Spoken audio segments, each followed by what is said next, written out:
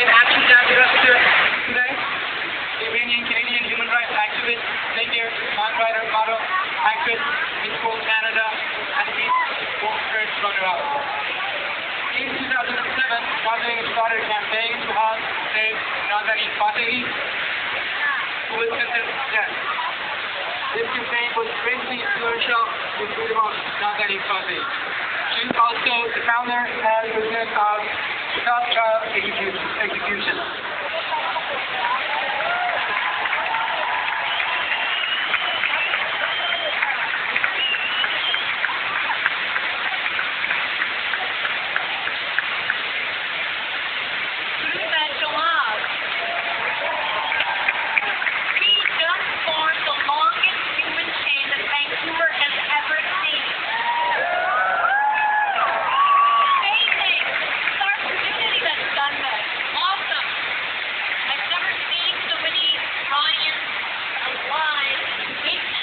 What we've seen take place in Iran. And Canadians are so aware of the plight of the Iranian people. And this is very encouraging for me, and I have a lot of hope for a future in free Iran. We're gathered here today with 105 other cities around the world who are participating in the Global Day of Action for Iran, standing in solidarity with the people in Iran and letting them know that they have not been forgotten. I left Iran at the age of 1 in 1979, at the start of the Islamic Revolution. My father worked as a manager. He was allowing business as usual, allowing alcohol, dancing, music, but this was forbidden under the new Islamic schools. And he was imprisoned, tortured, and nearly executed.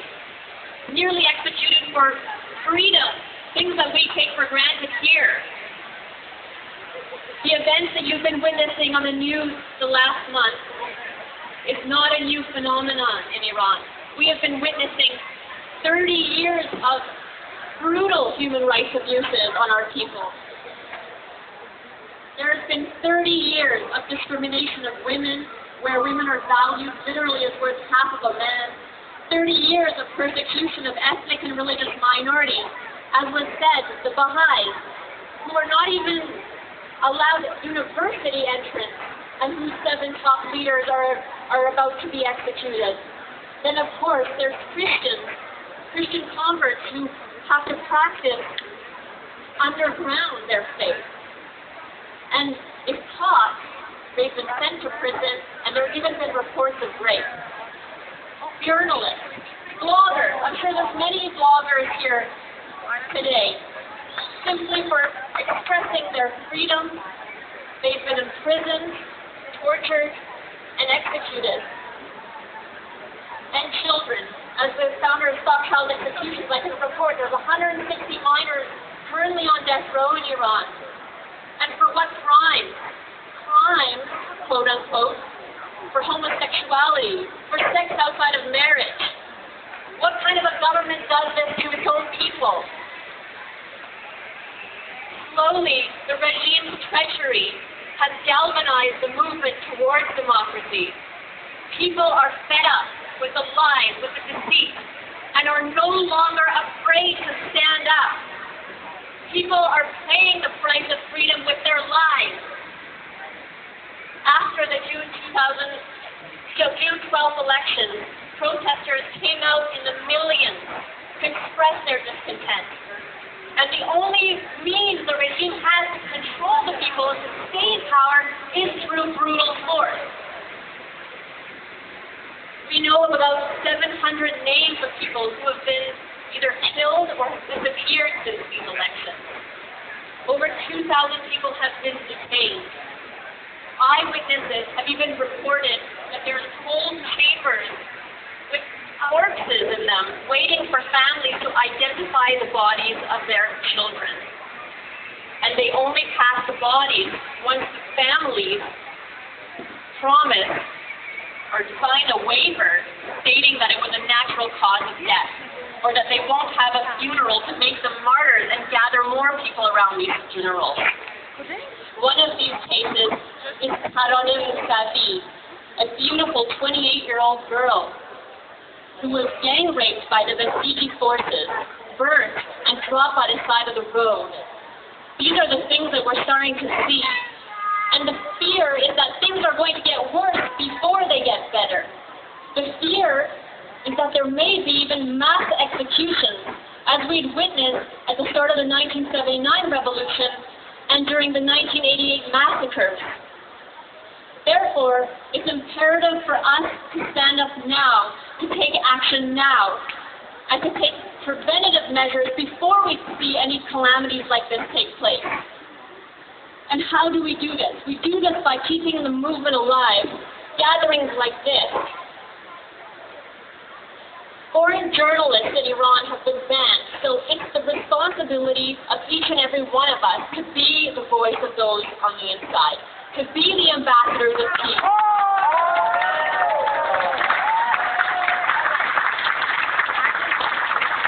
Thankfully, the world community has now seen the true face of the Islamic Republic of Iran and understand that the leaders, that the people of Iran do not sympathize with President Ahmadinejad or Supreme Leader Khamenei. They do not represent.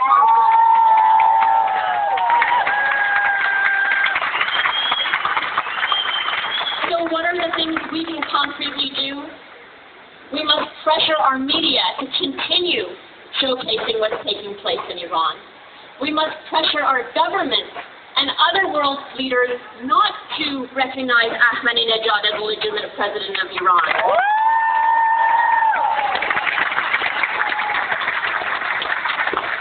As you may know, Ahmadinejad will be officially inaugurated very soon, within a week or so. And it's up to us to pressure our leaders. For example, at the 64th General Assembly taking place at the UN, if Ahmadinejad is supposed to speak, to get our diplomats to walk out on such things.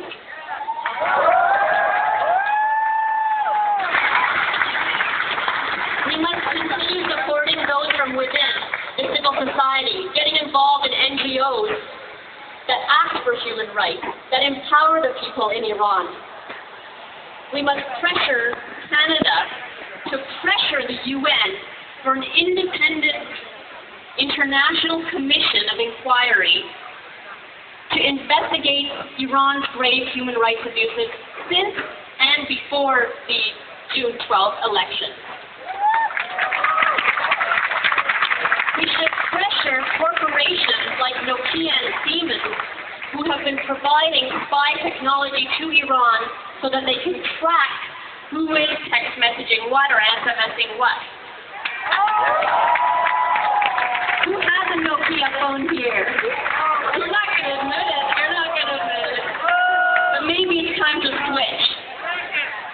Helping get involved in Iranian Canadian think tank. This is an idea I had, and I want to get your feedback and see if this is something you're interested in. I don't know of any council, like a think tank, where we can raise our voice to the government and they would have experts on hand to draw ideas from.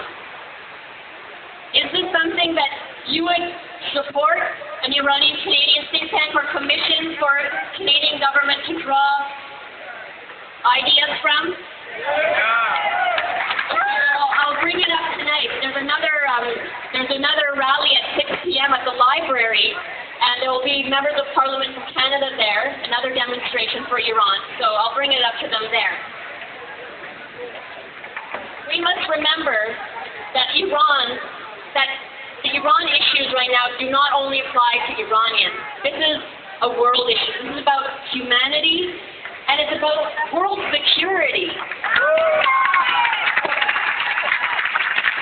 We must push for a free and democratic Iran, because a free and democratic Iran means a stable and secure Middle East, which translates to a secure and stable world.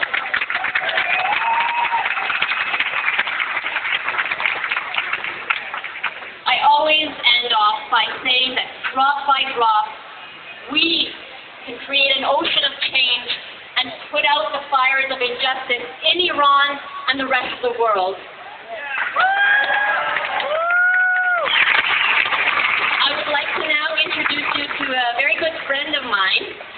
who has been really concerned about the safety and security of Iranians.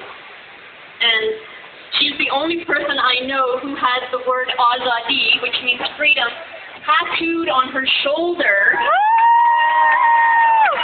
And she so happens to be one of the top Canadian rock stars. I'd like to introduce to you Miss Naked.